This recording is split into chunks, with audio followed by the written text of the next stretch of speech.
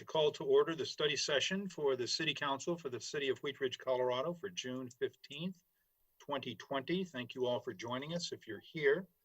I'd like to start with citizen comment on any agenda items. And we've noted here in our pre-council discussions that there may be some telephone outages or cell telephone outages in the Wheat Ridge area. It affected me this afternoon, and we hope that's not the case. But anyway, I would like to invite any members of the public who would like to speak on any agenda items only. If you would like to speak on any agenda items only, and that would really be item number 1, the neighborhood revitalization strategy, the engagement implementation is what we're talking about tonight. So if you would like to speak on that, you may do so now. If you would just speak up, I will recognize you. And you can speak.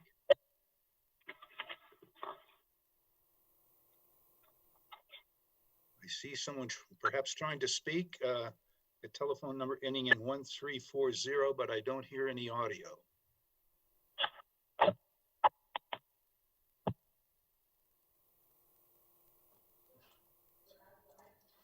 Sorry, I still don't hear any audio.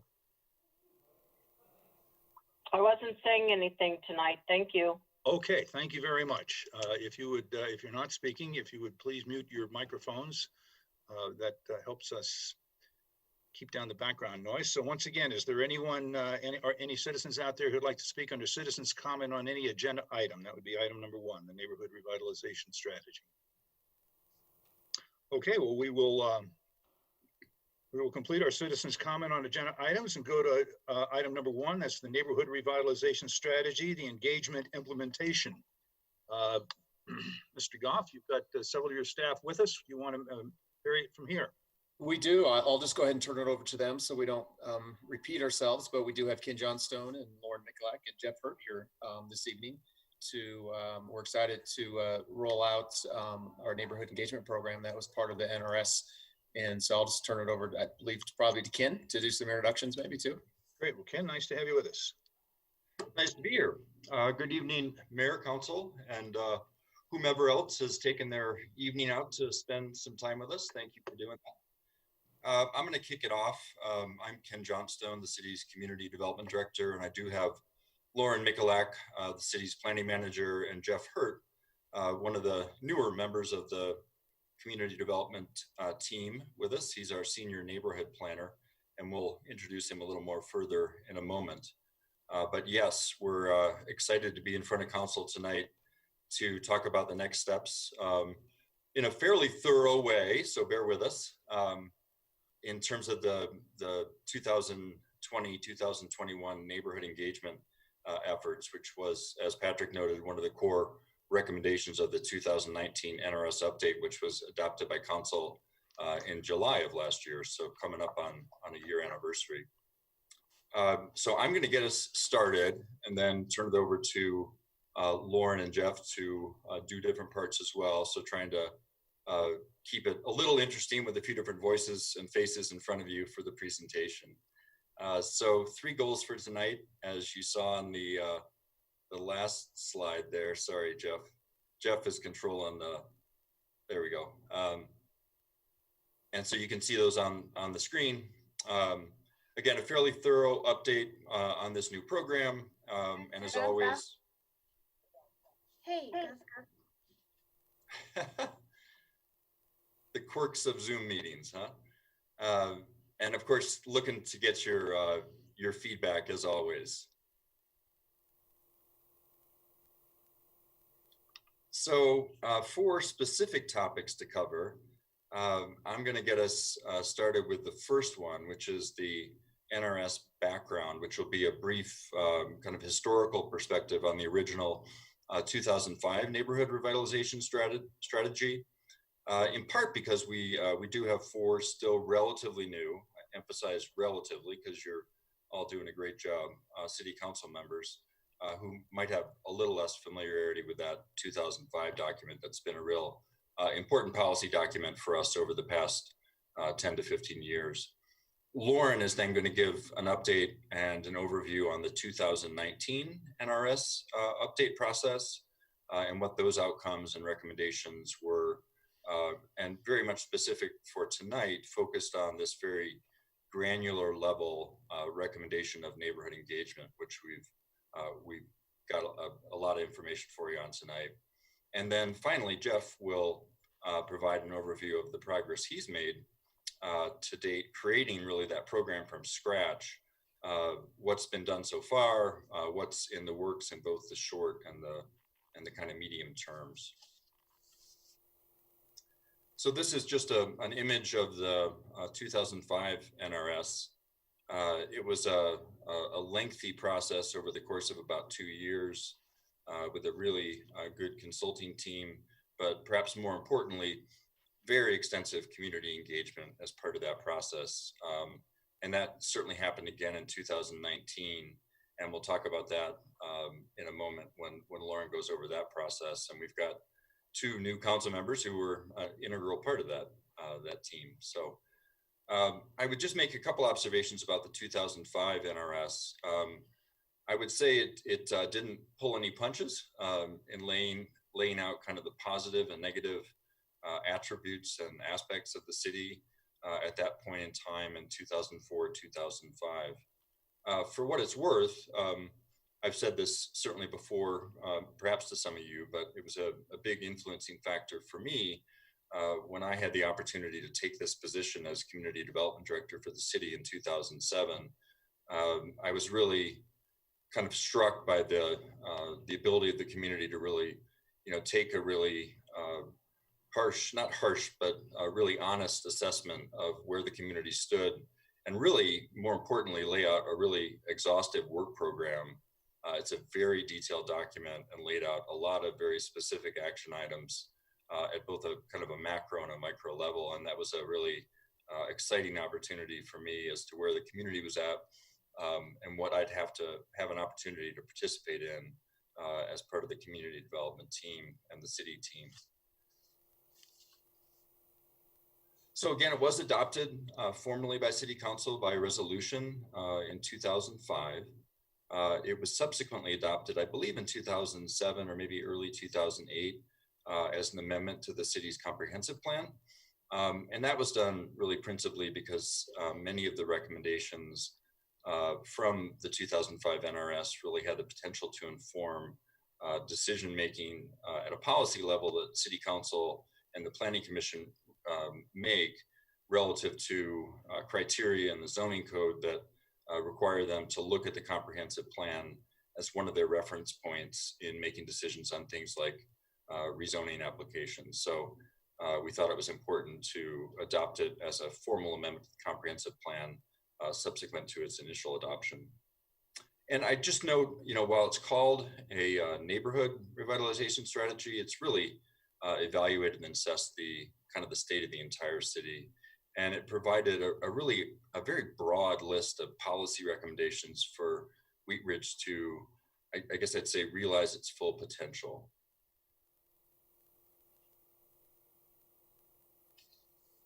Doing a great job, Jeff, in the background there for now. So what were some of the key findings? And I'll keep these brief, but focusing on a few of the strengths and a few of the weaknesses. A variety of strengths that were identified as part of that 2005 process. One, a very engaged community, lots of engaged stakeholders. And, I'd make the observation as well, a very proud community, proud of its past, proud of its present state, proud of its future. And we'll talk about that later in terms of 2019, but that remains the case. Second, perhaps a somewhat undiscovered housing stock, larger lots maybe than some of the nearby communities, notably, maybe Lakewood and Denver. Really strong neighborhoods, unique neighborhoods, some mid-century character. So really a strong housing stock with a lot of upside potential. And I think a theme that we continue to emphasize, and you're all well aware of, which is just a great location in the metro area, close to downtown, if that's where your job is, or that's where you access recreation or jobs or cultural amenities or entertainment. And then also, 15, 20 minutes closer to the mountains. And then of course, relatively attractive housing prices particularly at that time, but I think still so to some extent. And then just to, the weaknesses, I don't want to dwell on this back at that time, but I think just as maybe an overall comment, I think the weaknesses that it identified were just that it had perhaps stagnated a bit in the preceding years relative to its peer communities, being, Denver and Lakewood and Arvada that surround us. And then just one more slide for me, and then I'll turn it over to Lauren. And we'll get on to the present and the 2019 update. But three maybe core themes in terms of the recommendations that the document made, because there's a lot of them, so it's hard to distill into a few comments. But one, create local works, which at the time was originally created as Wheatridge 2020, and use that group as a way to encourage redevelopment, reinvestment, and actively engage kind of the community and I'll call it civic life.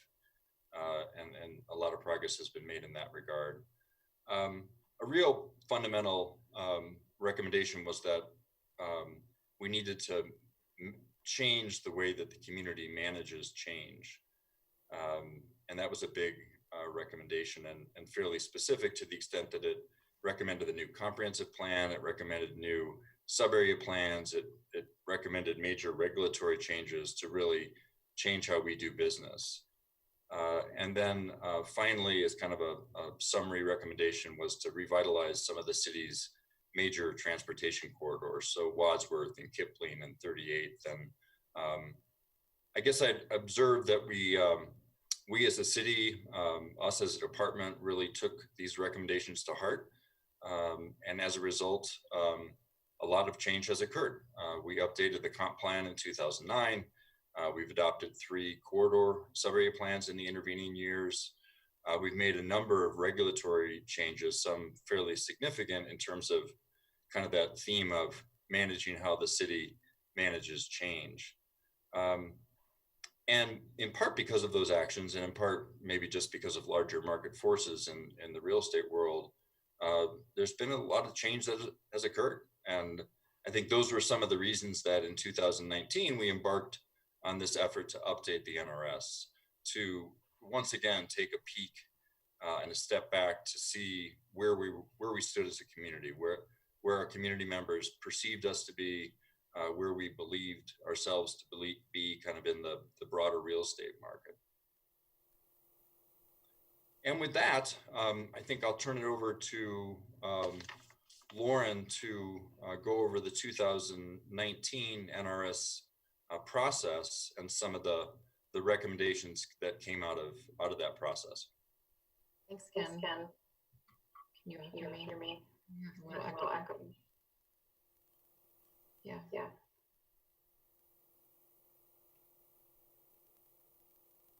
Is that any Is that better? any better? Nope. Nope.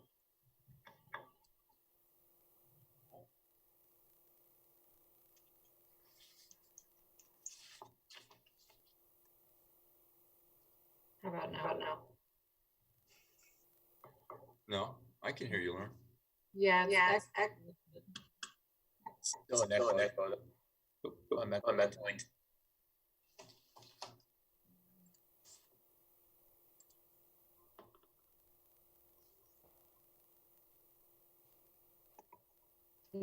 That's about. Still an echo. Still an echo.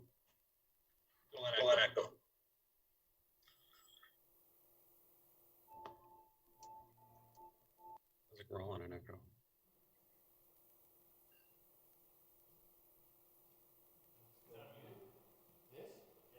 How about now? Is better. Better? Okay. Sounds Super. better. I'll leave my video off just in case. Thanks, everyone. So my comments are brief because the 2019 update is hopefully somewhat more fresh in your minds, but we did want to tell the story of sort of the inception of where we've come. So for those of you who aren't as familiar, the engagement recommendation did come out of the more recent NRS document, which was adopted by Council in July of 2019. And as Ken described, the city and metro area really had changed quite a bit from 2005 to 2018. That's a period of 13 years. We had the recession, we'd come back from the recession.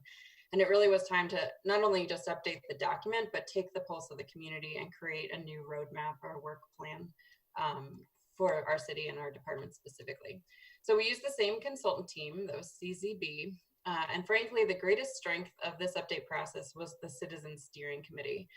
That was a council-appointed group of 26 members with a great amount of diversity, a wide range of ages and tenures in Wheat Ridge, renters and owners, residents and employers, and a wide range of opinions as well. Staff really took a backseat role in this process, and the Citizen Steering Committee volunteered hundreds of hours over the course of the year, working both with the consultant team and with the public, their neighbors and their peers. The steering committee were the ones that hosted small group meetings and open houses and included and encouraged thousands of voices in the process. And this document, as you've looked at probably both of them, it looks really different, and it really had a different focus than the original document, with this central question of how Wheat Ridge can maintain its fundamental values and character while managing inevitable change. And it still feels like a very relevant question. I think it probably will for a long time. Through all of the engagement and data analysis, 4 things became really clear. On the good side, in general, Wheat Ridge residents appear to be pretty content. We did surveys, qualitative and quantitative data, and quality of life is generally really positive in Wheat Ridge. Data indicators are proving that our market has strengthened since the original NRS. Real estate market is stronger, and incomes and education levels appear to be rising. And the updated NRS draws a really elegant distinction between corridors and neighborhoods. So Ken mentioned one of the original documents had a recommendation on corridors. That's still relevant. It's always ongoing work to maintain commercial corridors. Still a desire on the public's behalf to see our primary corridors be more attractive and have better shopping and dining options. And at the neighborhood level, while quality of life is generally good, there's still a definite discomfort related to change, the pace of change and the look of change. And that finding is not a surprise to anyone here. It came out through many conversations and always often does.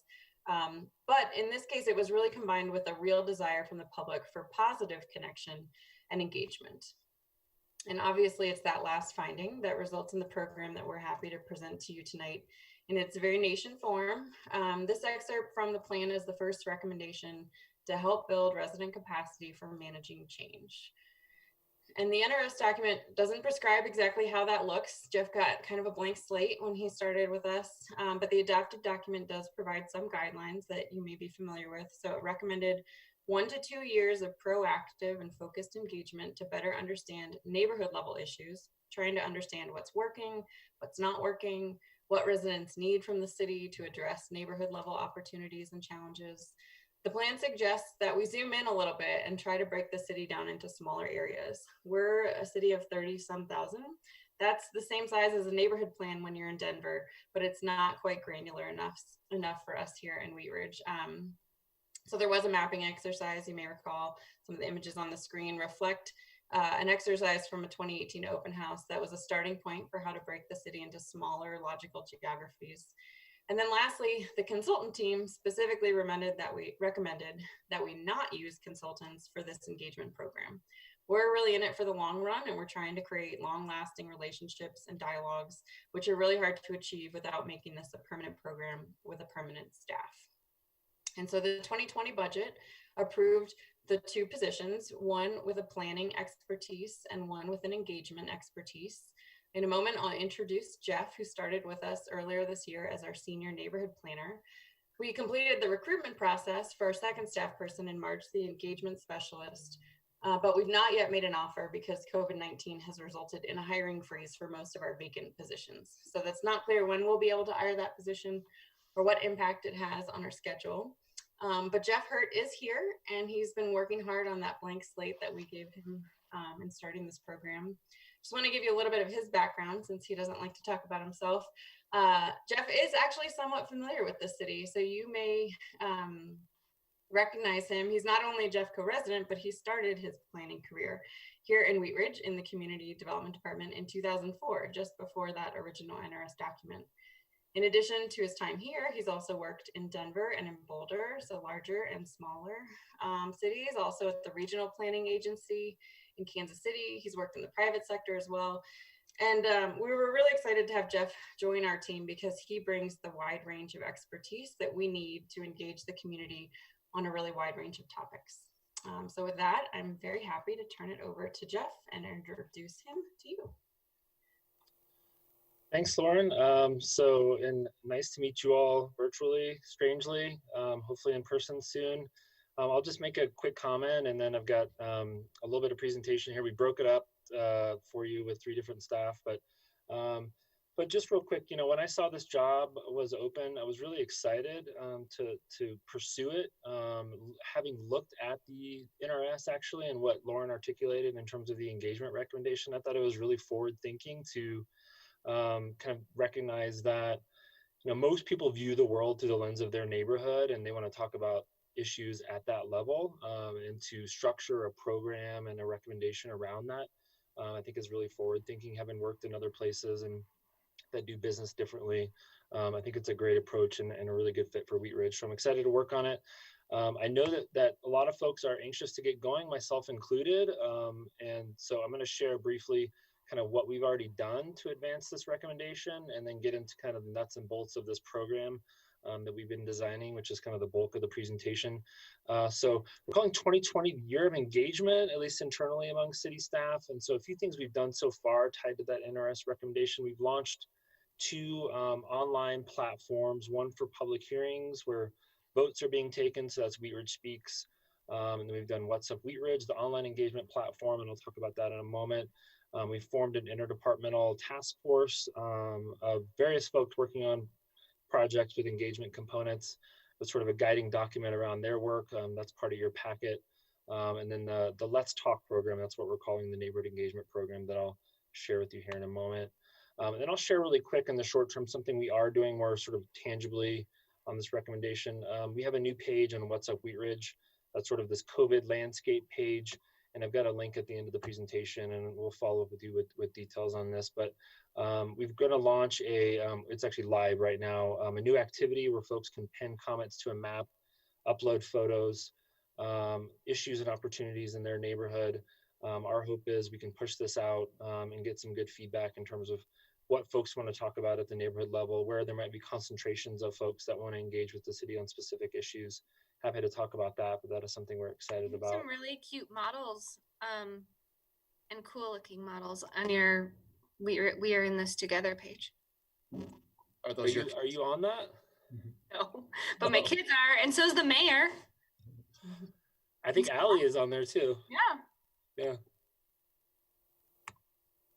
So I'll talk a little bit about the program that we've been designing. This is just the logo and showing Applewood and East Wheat Ridge. Not that we're focusing necessarily on those neighbors, just to give you a sense of sort of the branding and the types of signs you'll see and postcards and things like that. We're calling it Let's Talk Wheat Ridge. So I'll start at the high level of what this program proposal is and kind of drill down into some of the details. In general, the purpose, and certainly this is in your packet, is to create systems that the city can be responsive to neighborhood issues and opportunities on an ongoing basis. And so the approach, again, high level, is sort of the cyclical approach where, and I'll talk a little bit when we look at the schedule, essentially ramp up periods followed by neighborhood blitz periods where we tackle 2 neighborhoods at a time in rounds over the course of about 2 years, covering the whole city, using the NRS neighborhood boundaries as a starting point. And I'll talk about some potential modifications to that map. And then I'll talk a little bit about this idea of not just, I think it's framed in the NRS as a listening tour. We're trying to get away from that in terms of, it's not just listening to people for a couple of years, it's looking to take action concurrently. I'll talk a little bit about that. So we've developed some guiding principles for the program. And so these are just sort of, I guess the way we view it is our commitment as staff and commitment from the program to implement this recommendation. And happy to talk about these in more detail, and there's more detail in the packet certainly. But I'm going to walk through these, just sort of a really important touchstone for the program as we launch into different neighborhoods. The first one being keep an open mind. So that's directly from the NRS, this idea of not having preconceived notions of what the issues are in each neighborhood. Certainly we need structure to the conversations, but we want to listen. We want folks to tell us what the issues are, and kind of go from there. The second one is to be flexible and adaptable. So constantly pivoting back to the sort of core purpose of being most responsive to neighborhood issues and opportunities at that level. So for example, we have this approach of kind of having this first year trial period of this program and then stopping and potentially assessing and adapting the program. Idea being we want to be adaptable to this core purpose. The third is to be action oriented. And I know we've heard from various folks and we agree that, certainly we want to be engaged in listening, but we also want to identify action items that we can advance concurrently, and not wait on other neighborhoods. So that's a big part of this program, is to kind of have that built in, to the extent we can take action on things we hear sooner than later. And then the fourth guiding principle is basically being realistic about what options we frame with the community, in terms of trade-offs, framing. A lot of people don't fully recognize unintended consequences, costs, and really focusing on the benefits. And so framing the issues holistically for folks. And then certainly to simplify things. I think as we all know, we tend to overcomplicate things in terms of how we communicate, and a lot of bureaucratic jargon. Simplify things, and that benefits everyone really when we communicate that way. And then the fifth is to create a citywide structure that's sort of standardized, so we have efficiencies there and consistency across different neighborhoods, but to customize both the content in terms of identifying neighborhood specific issues people want to talk about, and then also the methods. So different neighborhoods will want to engage differently. Some are more active on social media, some are more on word of mouth, and adapting the strategies to kind of be responsive to that.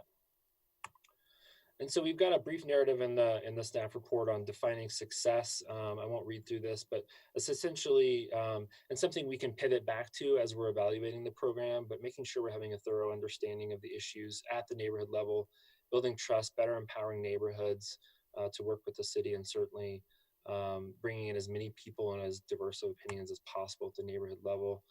The schedule that we have, and so this is really high level. There's certainly a more detailed schedule behind this that I'm happy to talk about, but at a high level, what we've mapped out is essentially ramp up and blitz cycles. So, and we've seen other communities kind of take this approach, but it's pretty unique to Wheat Ridge, what we're doing here. The idea being spend 2 to 3 months ramping up to each round of neighborhoods and engaging with 2 neighborhoods per blitz, as we're calling it. And doing that for about half of the city for this first year, and then taking some time to check back in with council. And there will be periodic check-ins with council throughout, but using that as a milestone to kind of look at what's working, what's not working, how can we adapt the program and evolve it to be responsive to kind of its core purpose. And I'll also say, the timing of these could vary. I mean, we're going to learn as we go here. The ramp up periods could take longer and the blitzes could take shorter, but just staying within that general framework of approximately 2-year cycles to cover the city. And then also caveat this with kind of reiterating what Lauren said in terms of the staffing.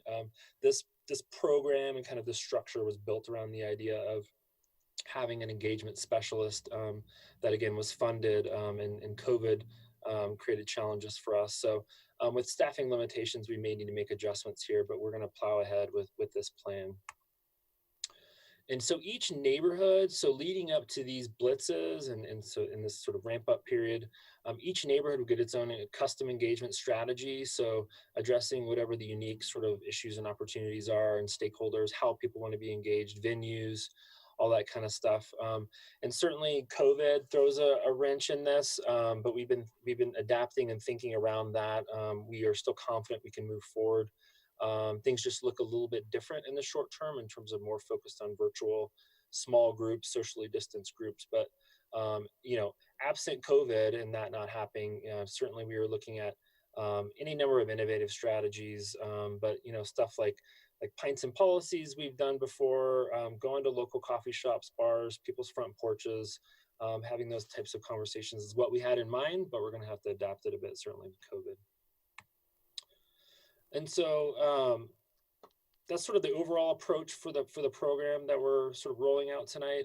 The specific thing that I think we wanted council's eyes on and a conversation on was about the neighborhoods themselves and how we sequence them and what sort of factors we use to sequencing these neighborhoods in for engagement. So I'm going to walk through the first sort of the boundaries of the neighborhoods. And again, these aren't like official, yours doesn't have official neighborhoods. This isn't us proposing official neighborhoods for council's considerations. These are just units of geography for engagement to kind of break the city down into more granular levels. And so again, this is based on the NRS map that was provided, but just to quickly walk through the modifications we're proposing to that map for engagement.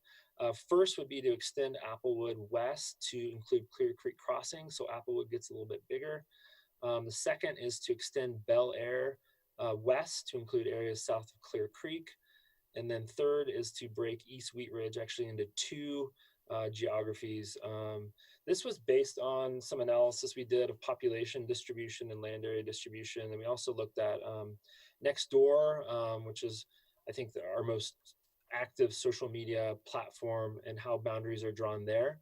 So for example, East Wheat Ridge has taken per the NRS has about 40% of the city's population almost, which is surprising how high that was. So to break that up seemed prudent from our perspective. So it would be actually 10 neighborhoods and not 9 under this approach. And then these are the council district boundaries. We can certainly come back to that and how they interplay with that. And then we have some data in the packet in terms of population distribution across these neighborhoods and council districts. And so some of the factors, so from staff's perspective, we would want to stay pretty objective in terms of using qualitative and quantitative factors to assess which neighborhoods should be earlier than later in terms of focused engagement. But our recommendation, our approach is to look at metrics related to change that's occurring, anticipated to change or is changing in a neighborhood. And there's a number of like specific metrics we could use to get at that. And then some other qualitative metrics like basically the extent of attention that the neighborhood has gotten from the city relative to, could be area plans, could be regulatory efforts, could be any number of things. And there's certainly equitable distribution across the city and council districts, and then feedback from folks, obviously from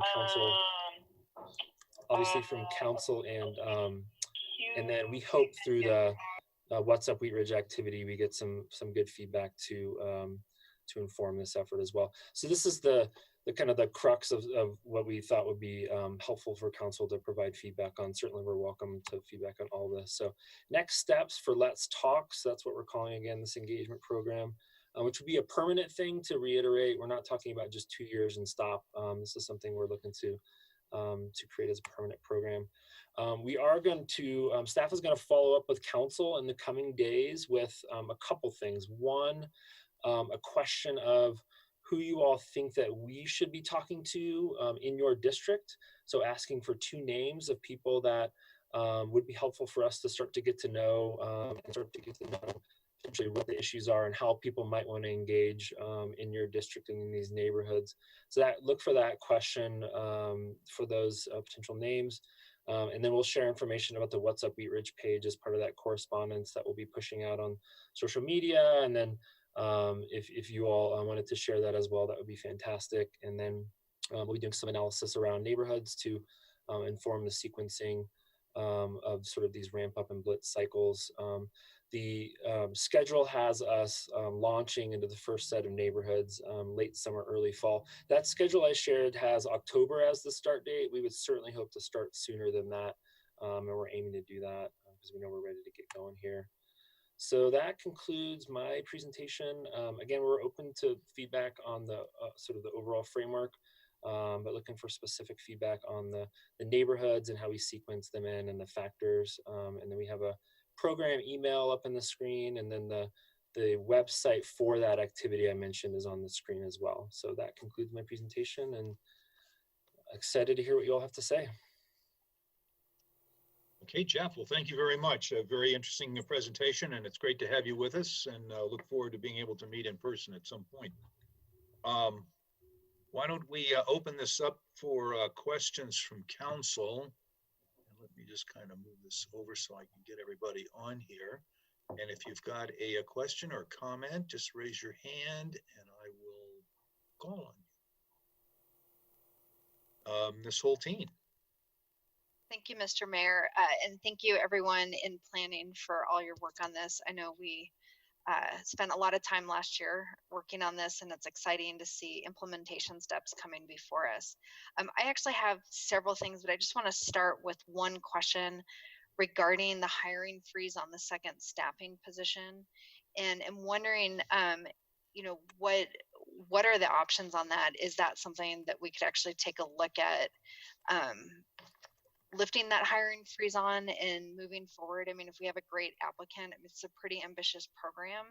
And the idea behind that different positions that were formed, you know, one was to be really embedded within the planning department, to be at the table for those small discussions. And then the other person was going to be more community facing. And I think that distinction was important. So I'm just curious what our options are with that. Yeah, we're looking at many different options with that right now, Rachel, and you know, we're still trying to track revenues on a monthly basis to make sure that we can afford to pay which employees we currently have on staff. So, you know, there might be an opportunity in a month or two when we have a better idea of revenues, but I'll let Ken speak to this too. But what we plan to do in the interim is to use current staff, both in Ken's planning department and in Allison's department to help with the community engagement and outreach part of it. So I don't think we'll be missing that part of it if we don't hire a new person right away. But we've already gone through the hiring process, and we have somebody in mind who we believe will be ready to start when we can pay that person. But I'll turn it over to maybe Ken or Lauren, who maybe want to speak to that more. Patrick, I don't think I have a lot to add. I mean, I think, you know, we're speaking of granular, we're obviously watching revenue projections at a granular level right now and trying to, you know, see what this looks like for us in terms of COVID impacts. And so we're, like the rest of the city, generally subject to the hiring freeze. You know, I think it's important to note that this in no way impacts our ability to roll out the program. I think it's more a question of timing. And we have engaged a couple of our other existing planners in the department to offer a support role. We just know that their days and job responsibilities are fairly full, so they're only going to be able to kind of dedicate a handful of hours on a weekly basis to supporting Jeff's program. So we'd love to get that other person in and really go full bore on this, but we're going to implement the program in the near term regardless. Thank you. Mr. Urban. Thank you, Mr. Mayor. I appreciate the presentation. You guys have done a great job on this so far. A couple of things that I'd like to see us take a look at as far as the overall framework. When we talk about engaging the neighborhoods and wanting to talk to them and listen to what they have to say, I think part of this is making sure that we're all speaking the same language, or that we all know how to play the same game. Because as much as we want to talk to the neighbors about what they want, what they don't want, unless they understand the development process and the ways in which development is done in the city, it becomes difficult to really understand exactly what they want and what they don't want. And so I think as a part of this framework, we should have some sort of component around educating our neighbors about what can physically be done with my particular property. What's the process to rezone my property? What's the process to voice my support or concern? And I can send you all these in an email, but how do you effectively engage with the rezoning process as a neighbor or as an adjacent resident to a particular rezoning case? How do I find out about potential cases as they're coming up, so I'm an informed resident of a particular neighborhood? And even so far as how do I become a member of the Planning Commission, so that as much as we're engaging people, we're also educating them on this process, so that they, both the residents and the city staff, are speaking the same language. So that's a couple of the items that I'd like to see added to this. One other question I had is relating to, as we begin to talk and discuss with neighbors their thoughts and concerns, we're inevitably going to stir up complaints or code violations or other issues that are going to be brought up through this process? And do we have a way to sort of pipeline those to the relevant departments so they get solved? Because if we talk to residents and they say, we want this solved or this issue resolved, and we're talking to the community development department, but not code enforcement, and that doesn't really get solved, how do we pipeline that so that those issues get solved so that people feel like they're being listened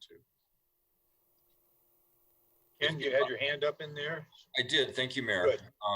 Those are all really awesome comments, Mr. Urban, and things that I think we're generally thinking about. So glad you are too.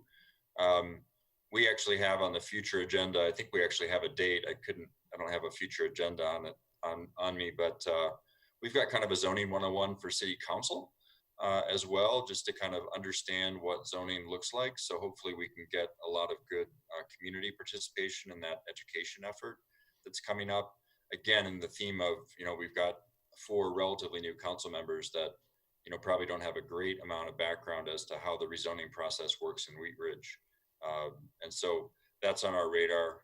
We're working on that presentation really in the next 4 to 6 weeks, I think. And Lauren, you can respond to that. And then in terms of the issues that come up, agreed. We don't know. We've got an open slate, an open table in terms of what issues people can bring up. And that open slate could lead to things like code enforcement. We get that.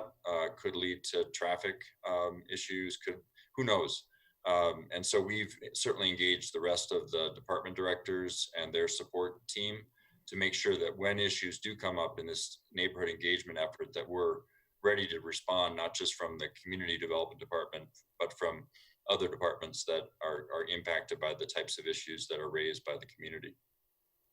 Thank you. And one last thing that I had on this is, how will the engagement handle current ongoing applications or quasi-judicial matters, and how do we navigate those existing applications or those applications that come in the middle of this and residents want to have their voice heard on those particular issues without, but I guess one of my concerns is that if we have a listening session, or if we have an engagement, if someone comes in and says what they want to say on a particular issue, they've sort of, spilled their candy in the lobby. They're not really interested in coming back to some other meeting and giving their voice on a particular issue.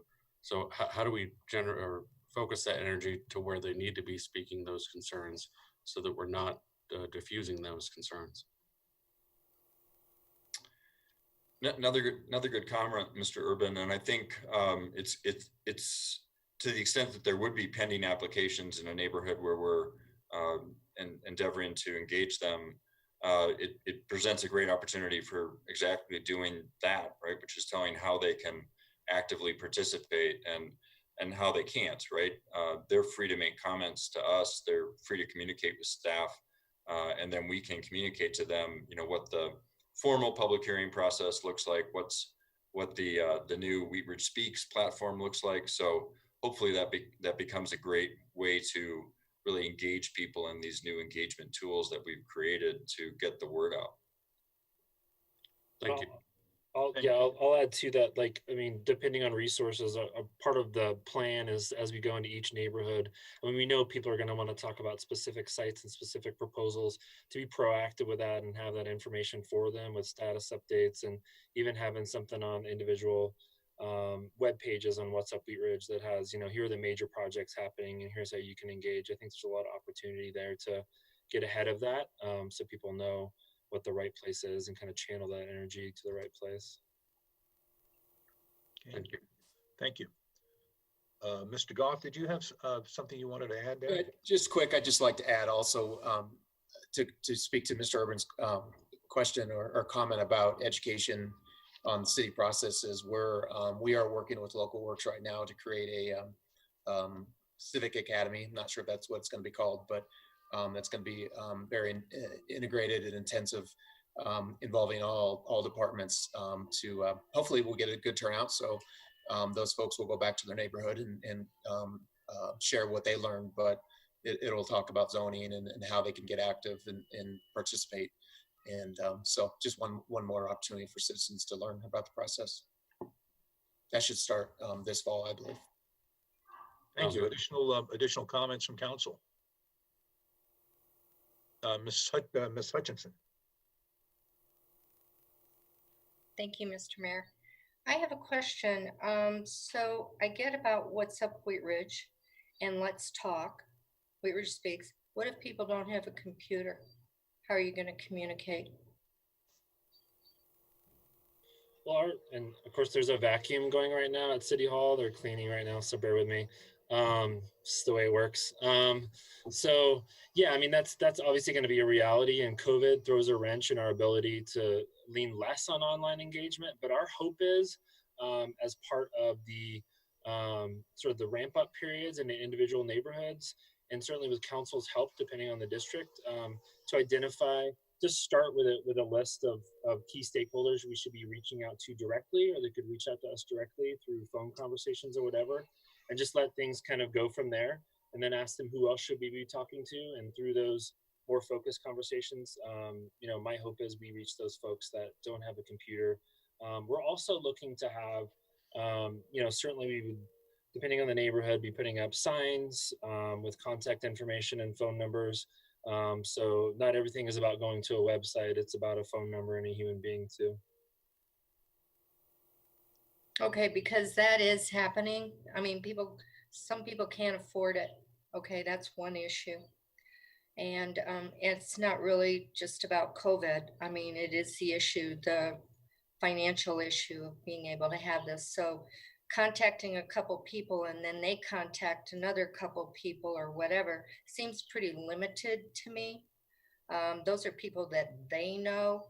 So what about meetings that are, when we're able to do this, that are held somewhere where people can congregate, maybe even less than 10 people or whatever, you know, just so I don't want to limit it to just certain individuals who have everything next door, all this kind of stuff, because some people don't do social media. You know, sort of along that vein, one of the strengths, I think, of the update on the NRS that we did in 2019 was the ability to go out into the neighborhoods and find venues that were close to people's homes to have meetings. So, you know, in my neighborhood, maybe the old firehouse, or I went to another one up at, you know, Pizza on 38th, and you know, around the community, so that it's handy for people. Right. Sounds good. Thank you. Sure. Additional comments, questions?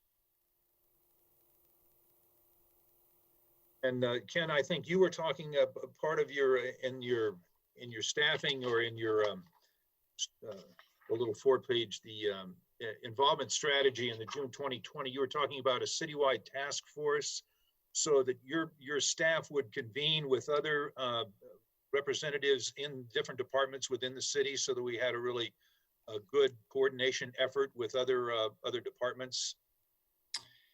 Yeah, we really have kind of two tools in that regard. One that's a standing committee, that's our internal engagement task force, that is you know, using tools like What's Up Wheat Ridge to push out information in the various ways that tool allows you to. So we've got a cross-departmental team that Jeff is kind of currently staffing, though, to Rachel's point, when we hire the neighborhood engagement specialist, they would probably have a pretty active role in staffing that effort. And then parallel to that, when we do begin this neighborhood engagement program, we have other department directors on board to understand that they're going to need to support that effort in a similar fashion, with some of those same individuals perhaps, but perhaps other individuals as different topical issues come up. Thank you. Mr. Stites. Actually, Ms. Hulteen had her hand up first. She can go first. Oh, wow. Ms. Hulteen, then. He yielded the floor. Thank you. Thank you, Mr. Mayor, and thank you, Council Member Stites. So I have a couple of things. And again, I was really excited to read this document, just knowing how much citizen input went into it. One thing I want to mention to Council Member Hutchinson one of the strategies that the NRS committee employed was a pretty specific, how do you reach hard to reach demographics? And we actually specifically, how do you reach seniors because they're not online? And I was excited to see that that was mentioned, how do you reach those demographics? So thank you for including that. So I have like 3 questions. The first one is, in your comments, Lauren, you talked about how this iteration really looked at neighborhoods as functioning differently than the corridors. And I'm just curious, in your engagement strategy, how are you differentiating those conversations around what the neighbors would like to see within their neighborhoods versus the continuity and sort of like cross neighborhood, cross district aspects of the corridors and the economic development that tend to kind of supersede the neighborhood sometimes. So I'm just curious if you have any thoughts on and sort of how you're approaching that differentiation as you go into the neighborhoods. Yeah, thanks for the question. It's hard because, it's really hard to draw discrete boundaries and say, like, we're only talking about this in this conversation. So certainly, like Jeff said, we're, there's no preconceived topics or conversations. So we're open to that. And we acknowledge that while corridors need to function in a different way than neighborhoods, they have an influence on the adjacent neighborhood. So we don't have a specific plan. We definitely want to understand, to the extent we either have a corridor plan that we'd be educating folks on sort of what's recommended, or to the extent we could be having maybe an upcoming corridor plan. We've long wanted to do some planning on 44th Avenue in the same way that it's a discussion of a quasi-judicial case. If it's a corridor topic that might be a distraction to the neighborhood planning, then we'll maybe redirect folks. And if it's a corridor topic that really sort of is integral into what we can do in here and affect in the neighborhood, then we want to sort of welcome that. So it's hard to have a one-size-fits-all answer, but we're definitely always aware of that, that sort of ebb and flow of how corridors and neighborhoods relate to each other. Thank you, Lauren. Then my second question kind of segues into that a little bit. So a lot of the topics or sort of approaches that I saw mentioned in here were really sort of geared towards land use topics. And I think one of the things that the NRS points out, and certainly I heard while I was campaigning, is the relationship between transportation and land use. And I know a lot of significant concerns within neighborhoods is actually street safety and how cars, how development impacts neighborhood streets. I'm just wondering if that's something you're planning on integrating as topics, or if you're really looking more just at land use. I think I'll maybe take a first crack. I think we feel like we expect a wide range of topics from, I want a better playground to we need a neighborhood traffic management, to we have code enforcement issues. A lot of the groundwork we've done over the last 6 months and coming up with a community involvement sort of mission and task force is understanding that these are not discrete topics in the city and they're not discrete topics for a community member. So while planning is taking the lead in this program, as Ken's described, we've queued up the other divisions and departments to know that they need to be partners in this effort. And we're really looking for efficiencies in how we engage the public, right? So code enforcement, many of you know, will have sort of their twice a year TLC meetings, and they don't get great attendance, but if we can have them come to one of our neighborhood meetings, then it's a little bit better. In terms of traffic specifically, or transportation specifically, I think what actually works quite well in our favor is that we reorganized, and now engineering and planning are within one department. And there's a great example of an efficiency that we're finding in terms of being sort of better partners and coming at it from a similar lens. So they'll be with us at many of these meetings, or at least sort of helping us to break down and digest some of the feedback we're getting. I would add to that, so land use and transportation are obviously like intertwined. If folks just start from a place of wanting to talk about one or the other, I think it's actually on us to be proactive and steer them toward a more holistic understanding of the issue anyway. So if they just want to talk about, I want neighborhood retail, I think it's on us to steer the conversation toward, well, that has other implications related to parking and how people get around in your neighborhood, and making sure they understand the big picture. So I think that's a really good point. Excellent. Thank you. And I have one last question. I also have 2 dogs in my room that might have an opinion too. So one thing that just kind of strikes me, having been involved in the neighborhood mapping exercise, is because Wheat Ridge doesn't have distinct neighborhood boundaries that we've worked with, is there going to be confusion about calling them neighborhoods? Because I know like within Bel Air, you know, there's like distinctly Melrose Manor. They think they are their own neighborhood. I'm in Bel Air on the map, but I'm in Hillcrest. And I recognize at the same time we're concurrently rolling out the Sustainable Neighborhoods program where we're asking neighbors to go out and self-identify their neighborhood. And I'm just wondering, this is like I recognize this is a little bit of a wrench, but could we look at a different word than neighborhood to avoid some of that identity conflict? Because I can just see there being confusion about where do you live, and in one process you live in Bel Air and Melrose Manor throws their block party, and then Hillcrest Heights goes for the sustainable neighborhoods, and we're all in the same neighborhood. Like, so it's esoteric, but I also think it does create confusion in the community. So I just want to throw out if another name like ward or district or something else has been considered to avoid that confusion around neighborhood identity. I've certainly thought about it and been unable to come up with anything that's catchy and non-bureaucratic. But that would be great to have some suggestions on that front, because we've talked about it. Yeah, I mean, we meet regularly with the Sustainable Neighborhoods team and Kayla and Marianne, and we've talked about the overlap and the potential confusion.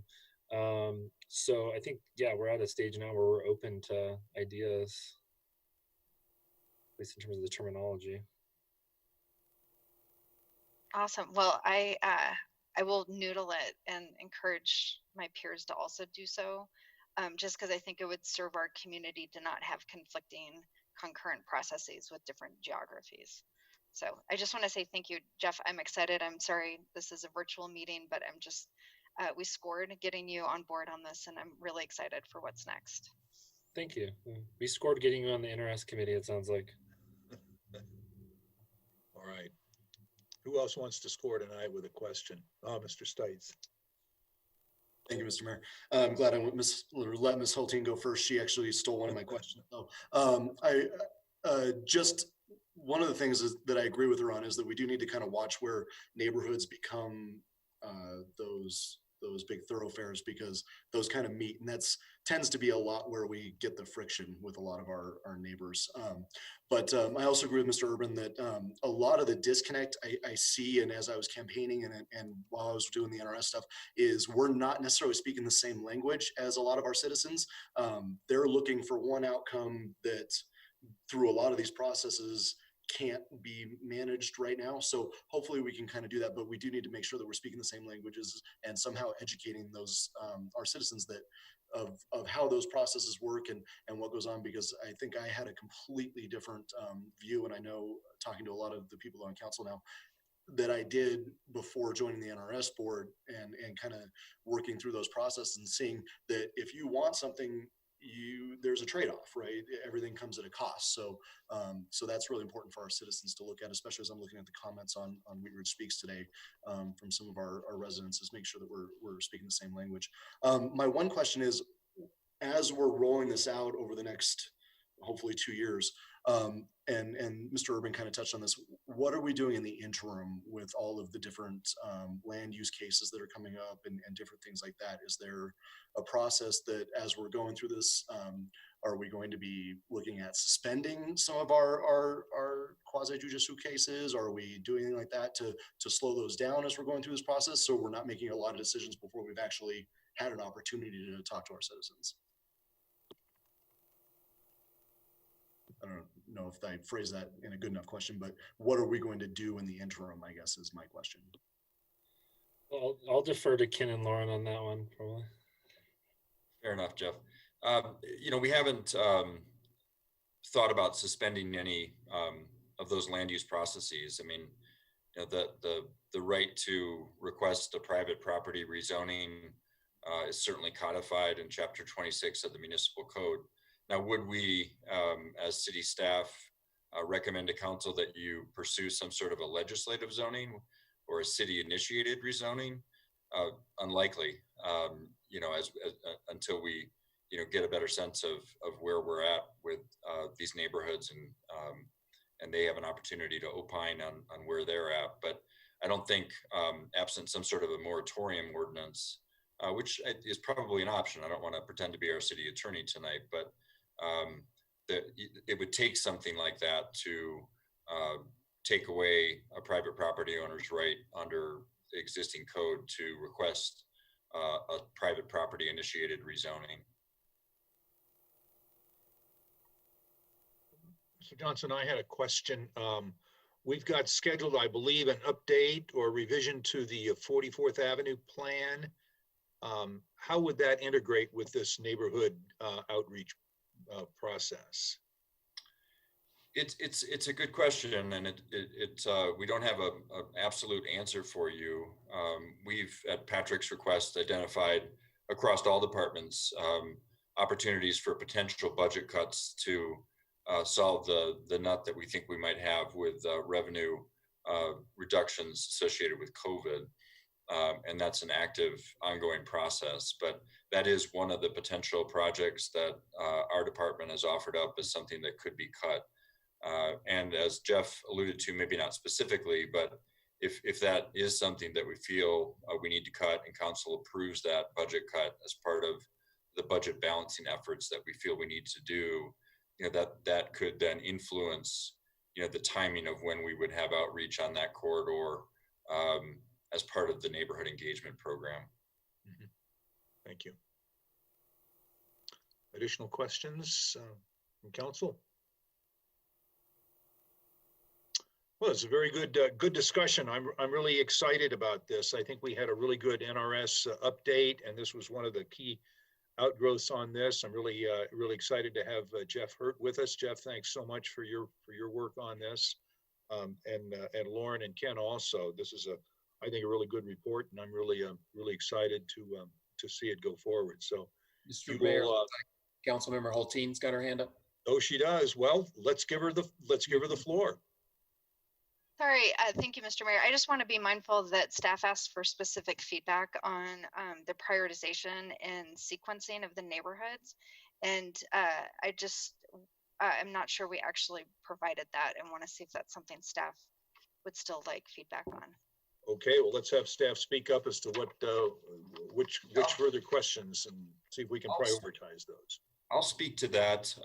And we thought that might be something that council would have feedback on, but again, as Jeff explained, we've kind of framework under which we think will inform that decision-making process that involves a variety of kind of qualitative and quantitative factors in terms of the amount of change that's occurring. It could be evolving factors that we don't even know right now that might come up in the next several months for some reason.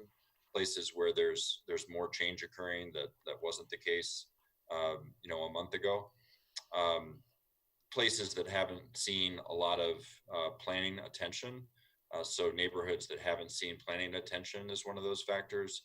And we want to be mindful of kind of spreading it across council districts so that, all of your districts are getting some attention as part of this program in the, early part of it. So those are some of the compelling factors, but if you don't have specific comments, we're okay with that. We'll be reporting back with you with a recommendation in the next couple of months with what we think is a logical program for that rollout.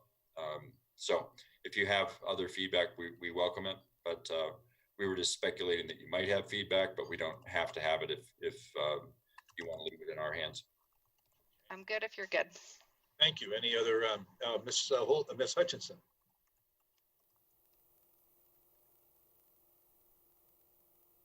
Got it. Thank you, Mr. Mayor. I just have a question and also a concern about dividing District 1 in half. I don't see that with the other districts so much. And I don't know if it's because there's more population there or what. And if one or two divisions are supposed to be worked on the first year and then the second year, the third and fourth, how do you connect both areas of East Wheat Ridge as being able to participate together? Yeah, the division, I mean, you could realistically break East Wheat Ridge into three groups, 38th and 32nd being the boundaries. We went with 32nd in part because of the population distribution, recognizing that it straddles different council districts. But, you know, I think we're open to suggestions on that front. It's really more about finding a good dividing line between different types of neighborhoods. And I don't know if Ken or Lauren, you have any other thoughts on that? You know, I think it was largely driven by that population number, that if we didn't break it up, we'd be looking at, you know, 40% of the city's population, which seemed like on our kind of program here in terms of breaking down neighborhoods, seemed like a disproportionately large neighborhood. And then from a kind of a land use and transportation perspective, we thought that, you know, 38th is probably a bigger influencing factor for what will be the northern portion of that, both from a land use and from a transportation perspective. So that was some of the reasoning behind that, Mrs. Hulteen. Or Hutchinson, excuse me. Hutchinson. Thank you. One of those ages. But- There's a lot of But H's okay. here. District 1 is 38th to 26th from Wadsworth to Sheridan. So that's District 1.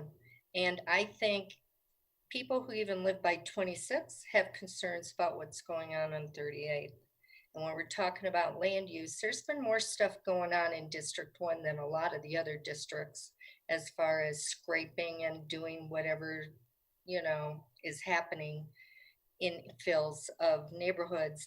I think it should all be together because I do believe that everybody in District 1 is informed and have concerns about District 1, and they made a choice why to live there. So it's not, I don't think it's so much about 38th Avenue, it's the neighborhoods. I mean, that's my own opinion, but I think, that's what I think. go ahead, Thank you. Ken.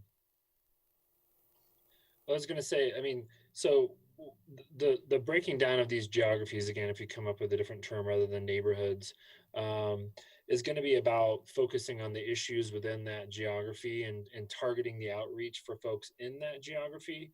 But it's not going to, certainly not going to exclude folks from the surrounding areas from participating. So if we start with what we call Southeast Wheat Ridge, south of 32nd Avenue, and, you know, we put signs up and we do a social media blast and all that stuff.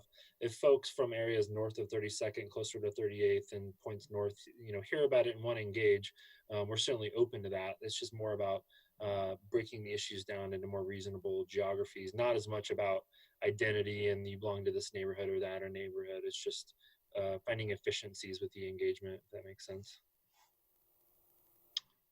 Thank you.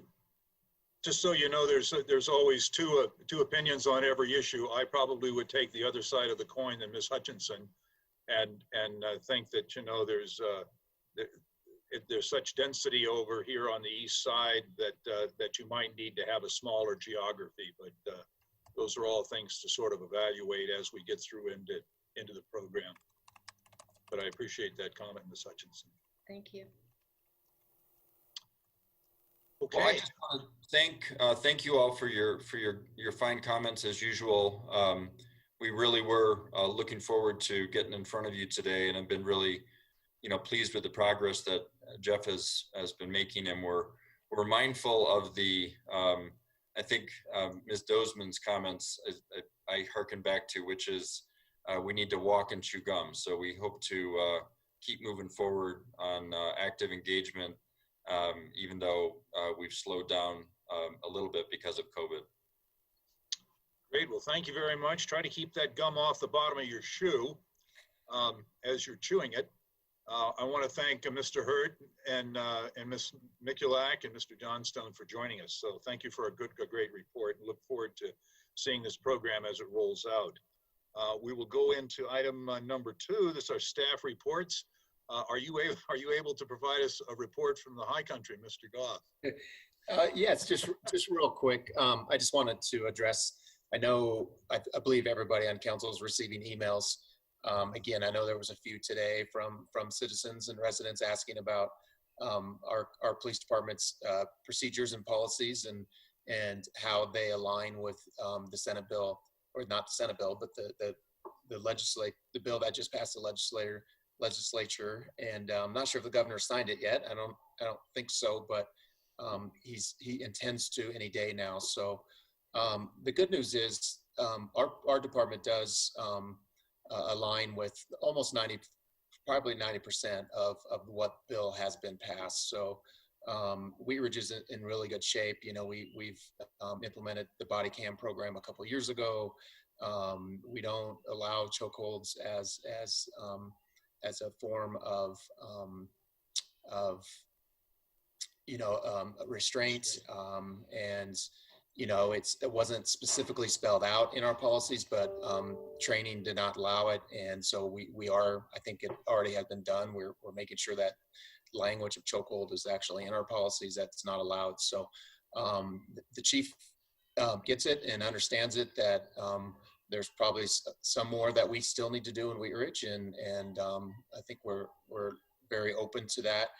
And the chief likes to respond to those residents who are asking. So if you're okay, you can forward those to him to respond directly, or I know some of you like to respond directly too. So if you would like some talking points from him, we can get those to you also. But he's trying to get to know the community, and he wants to reach out to as many people as possible. So just want to know, let you know that. Rachel or Ms. Dozman, you have a question? Yeah, so just speaking to what you were just talking about as far as like talking points, because I know you had forwarded an email from Chief Murtha responding directly to that, but if we could maybe get some just bullet points as far as what we have done, are doing, are willing to do, that we could either send to our constituents, or I'm comfortable forwarding that to him as well, but I know that that's probably gonna, clutter up his email as well. So I'm happy to answer that. So. But yeah, we'll get you some more language. I think we've sent you several different emails, so we'll try to get you one that you can use. But yeah, just a cohesive one pager. Thank you. Thank you. Mr. Stites? Had a quick question from a constituent on that similar lines the other day, and maybe if the chief is sending out an email, what would the type of response be if we had like rioting, looting going on in the city? Whereas we're seeing certain government or certain cities jump in and try to stop it. Some cities are kind of sitting back more. Just kind of interested to know, and a couple of residents were interested to know what the response would be from our police as far as that goes.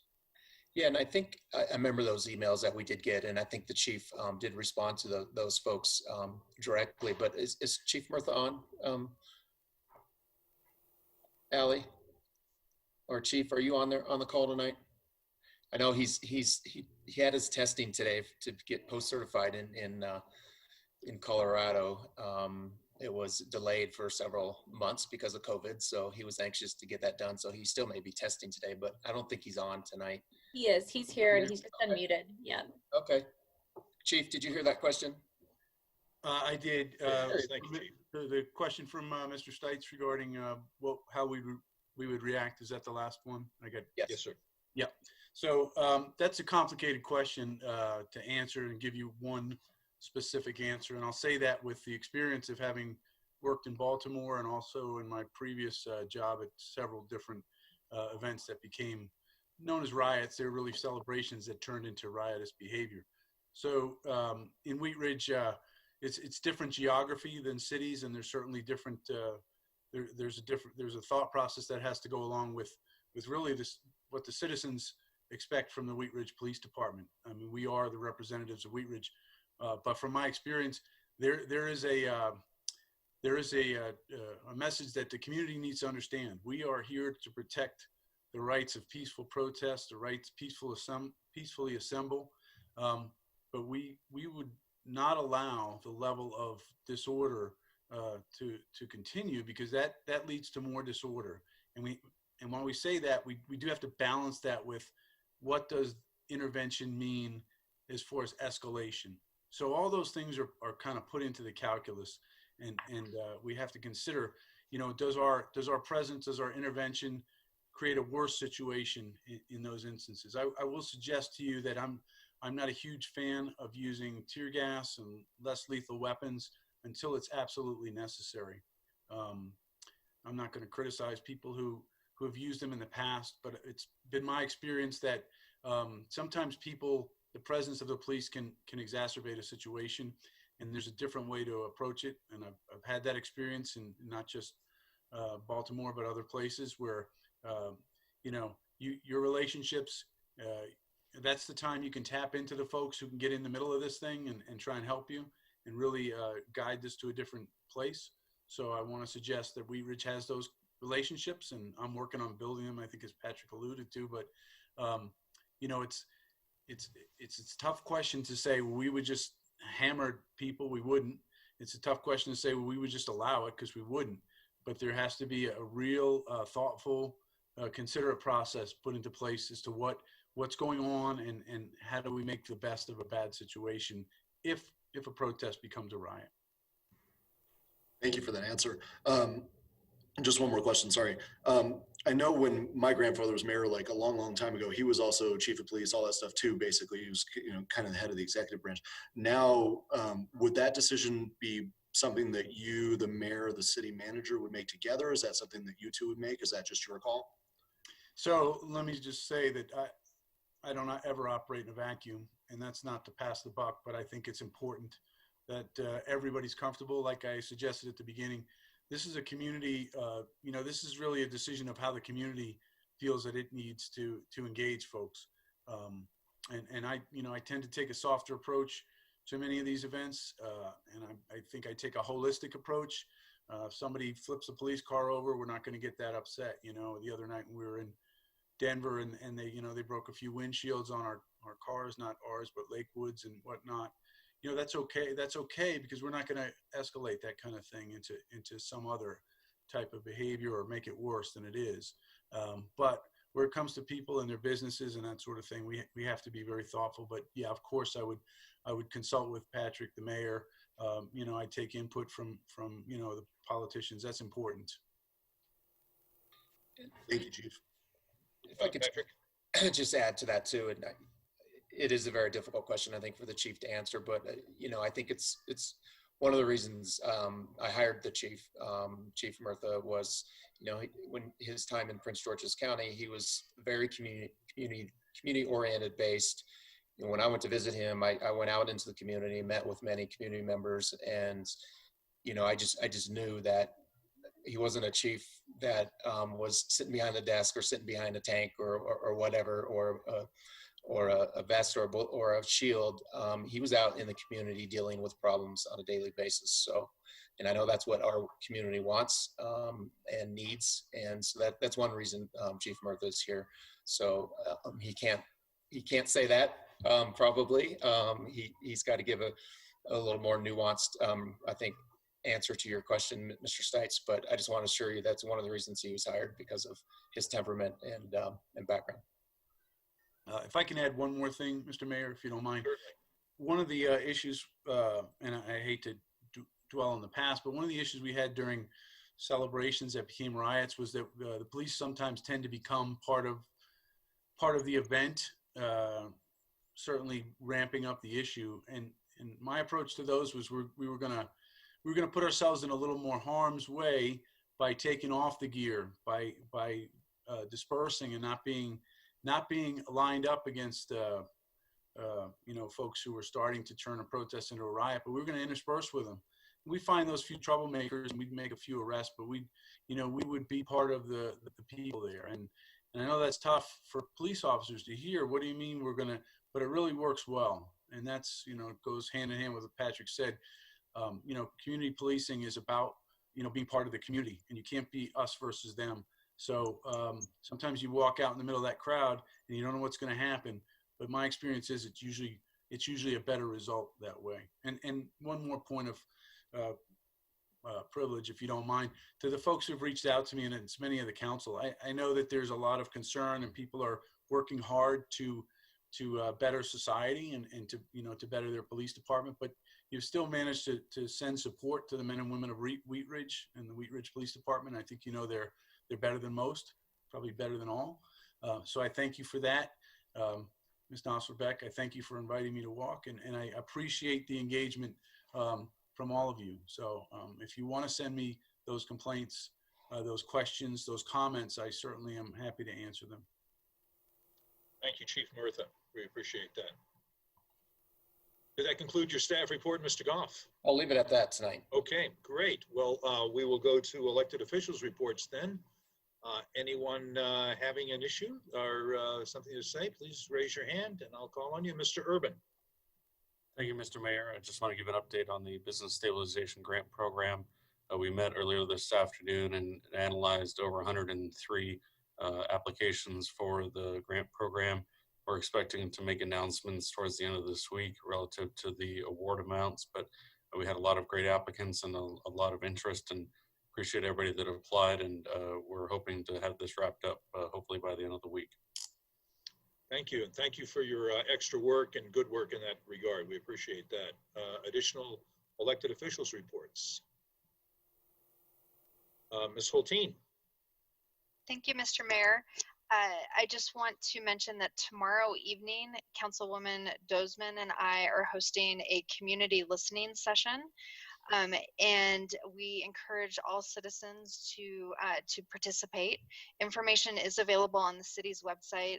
You can join us via Zoom, or there are several call-in numbers that are available. We will have Spanish translation as well as American Sign Language translation. And we just really recognize that there's a lot of disruptions to our civic life between COVID-19 and some of the civic unrest, concerns over systemic racism and, community policing concerns. We're also hearing about, masks and animal welfare. So we just welcome the community. It's not going to be a discussion or dialogue format. It will be genuinely a listening session. And Councilwoman Dozman and I have been meeting with staff to make sure that we conduct it in a way that is open to the community and that we have a chance to hear where they're coming from. So that's tomorrow night from 6:30 to 7:45. And we really look forward to hearing from our citizens. Ms. Dozman, do you have anything you want to add to that? No, thank you. I tried to shoot you a text to see which of us needed to introduce it, and the phones are still down. So yes, I wanted to mention that the information is available on the website, and we're happy to hear from you. I have definitely felt like our civil dialogue has been disrupted. I really love connecting with my community, meeting friends, neighbors, and even family that live in Wheat Ridge at local restaurants, and I've felt disconnected to the community, and I hope to have many people join us, and I want to be able to listen and learn during this time.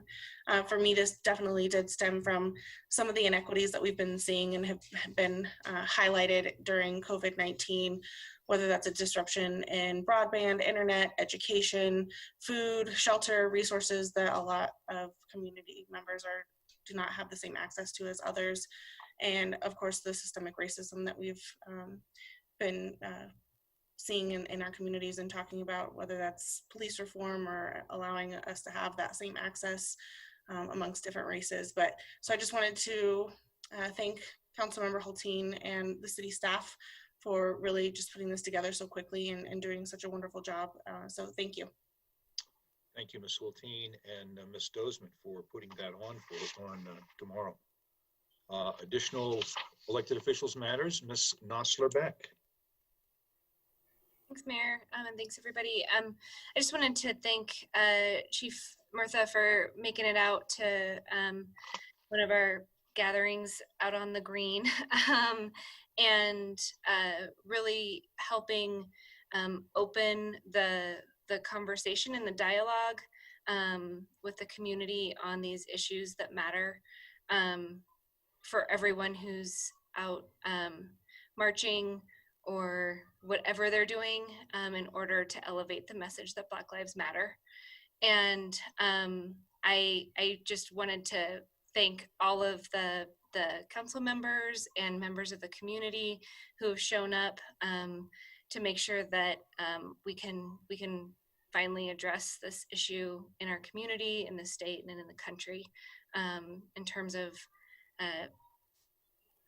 getting to the root of the issues with the systemic racism that we have in our country. So thank you very much.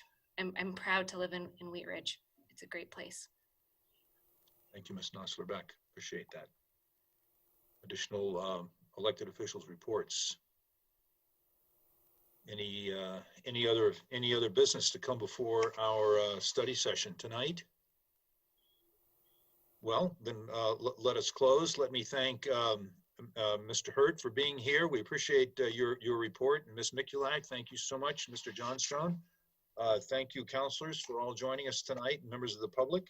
I want to report that we had a successful coffee with the mayor on Saturday, and thank all the citizens who joined me on that. We'll be back on the second Saturday in July, because we've done June. So anyway, and I also want to put a plug in for the 2020 census. If you haven't filled out your census, you should do that now before the in-home enumerators start coming around, and they will be coming around the neighborhood at some point. So thank you if you've already completed your census. If there's no more business to come before us, we will stand adjourned, and we will be back in our regular meeting 1 week from tonight on June the 22nd at 7 o'clock. The virtual format, and also available for citizen comment at the podium in City Hall. So just look at the instructions on the website or touch base with Ms. Scheck and her team at City Hall. We appreciate everybody. Thank you so much for being here, and be safe. Goodbye.